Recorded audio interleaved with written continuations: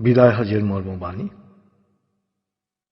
শুক্রবার 9 জিলহজ 10 হিজরি সনে হজের সময় আরাফা ময়দানে দুপুরের পর হযরত মুহাম্মদ সাল্লাল্লাহু আলাইহি সাল্লাম লক্ষাধিক সাহাবার সমাবেশে এই ঐতিহাসিক ভাষণ দেন।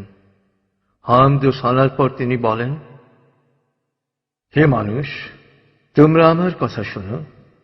এরপর এই স্থানে তোমাদের সাথে আর একত্রিত হতে পারবো কিনা জানি না। হে মানুষ, আল্লাহ বলেন, হে মানব জাতি, তোমাদেরকে আমি এক পুরুষ ও এক নারী থেকে সৃষ্টি করেছি এবং তোমাদেরকে সমাজ ও গোত্রে ভাগ করে দিয়েছি যেন তোমরা পরস্পরের পরিচয় জানতে পারো। অতএব শুনে রাখো, মানুষে মানুষে কোনো ভেদাভেদ নেই। আরবের উপর কোনো অনারবের, অনারবের উপর কোনো আরবের শ্রেষ্ঠত্ব নেই। তেমনি সাদার উপর কালোর বা কালোর উপর সাদার কোনো শ্রেষ্ঠত্ব নেই। তোমাদের মধ্যে সেই ব্যক্তি আল্লাহর কাছে সবচেয়ে বেশি সম্মান ও মর্যাদার অধিকারী যে আল্লাহকে ভালোবাসে। হে মানুষ, শুনে রাখো, অন্ধকার যুগের সকল বিষয় ও প্রথা আজ থেকে বিলুপ্ত হল। জাহেলি যুগের রক্তের দাবিও রহিত করা হল। হে মানুষ, শুনে রাখো, অপরাধের দায়িত্ব কেবল অপরাধীর উপরই বর্তায়। পিতা তার পুত্রের জন্যে আর পুত্র তার পিতার অপরাধের জন্যে দায়ী নয়। হে মানুষ, তোমাদের রক্ত, তোমাদের সম্মান, তোমাদের সম্পদ পরস্পরের জন্যে চিরস্থায়ীভাবে হারাম অর্থাৎ পবিত্র ও নিরাপদ করা হল। যেমন আজকের এই দিন, আজকের এই মাস, এই শহর সকলের জন্যে পবিত্র ও নিরাপদ। হে মানুষ, তোমরা ঈর্ষা ও হিংসা বিদ্বেষ থেকে দূরে থাকবে। ঈর্ষা ও হিংসা মানুষের সকল সদ্গুণকে ধ্বংস করে। হে মানুষ, নারীদের সম্পর্কে আমি তোমাদের সতর্ক করে দিচ্ছি। তাদের সাথে নিষ্ঠুর আচরণ করো না। তাদের উপর যেমন তোমাদের অধিকার রয়েছে, তেমনি তোমাদের উপর তাদেরও অধিকার রয়েছে। সুতরাং তাদের কল্যাণের দিকে সবসময় খেয়াল রেখো। হে মানুষ, অধীনস্থদের সম্পর্কে সতর্ক হও। তোমরা নিজেরা যা খাবে তাদেরও তা খাওয়াবে, নিজেরা যা পরবে তাদেরও তা পরাবে।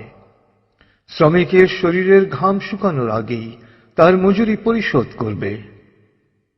হে মানুষ, বিশ্বাসী সেই ব্যক্তি যার হাত ও মুখ থেকে অন্যের সম্মান, ধন ও প্রাণ নিরাপদ।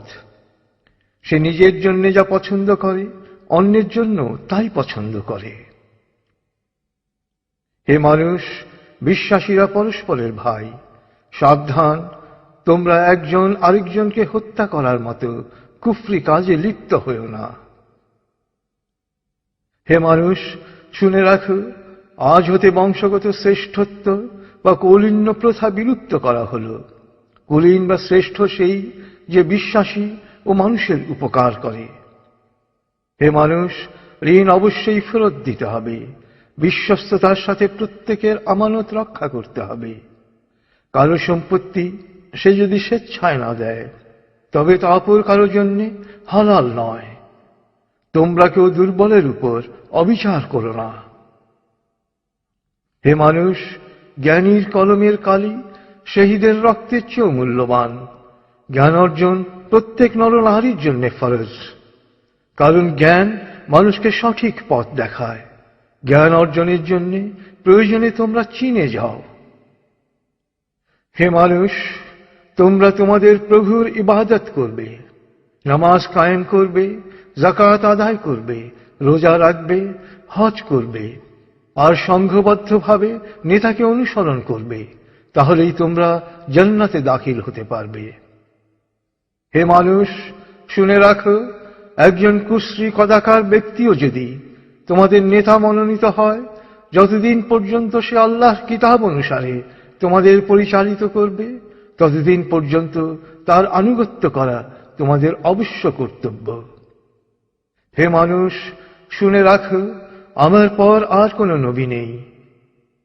হে মানুষ, আমি তোমাদের কাছে দুটো আলোকবর্তিকা রেখে যাচ্ছি। যতদিন তোমরা এই দুটো অনুসরণ করবে, ততদিন তোমরা সত্য পথে থাকবে। এর একটি হলো আল্লাহর কিতাব, দ্বিতীয়টি হলো আমার জীবন দৃষ্টান্ত।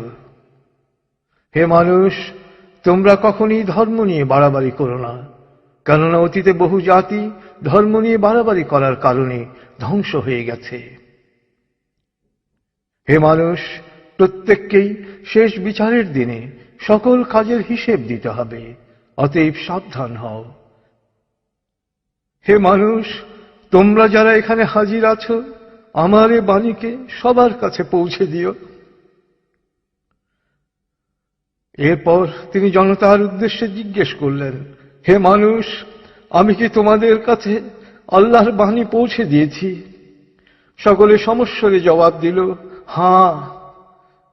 এরপর নবীজি বললেন, হে আল্লাহ, তুমি সাক্ষী থাকো, আমি আমার সকল দায়িত্ব পালন করেছি।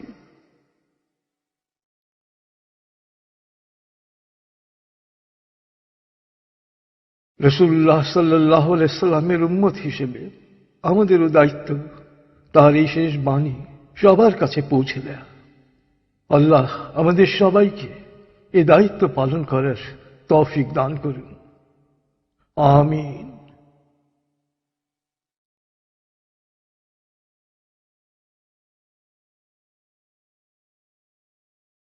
প্রিয় শরীদ, কোরআন এবং রাসূলুল্লাহ সাল্লাল্লাহু আলাইহি সাল্লামের বাণীবদ্ধ এই সিডির কোনো কপিরাইট নেই।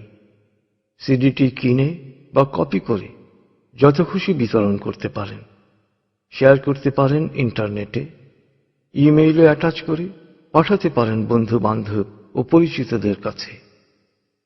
আন্তরিকতার সাথে যত বেশি সংখ্যায় সম্ভব এটি বিতরণ করুন।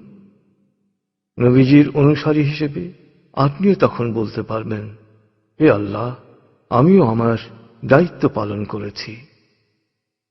যে কোনো তথ্যের জন্য ভিজিট করুন www.quantummethod.org.bd। ফোন 880293414441।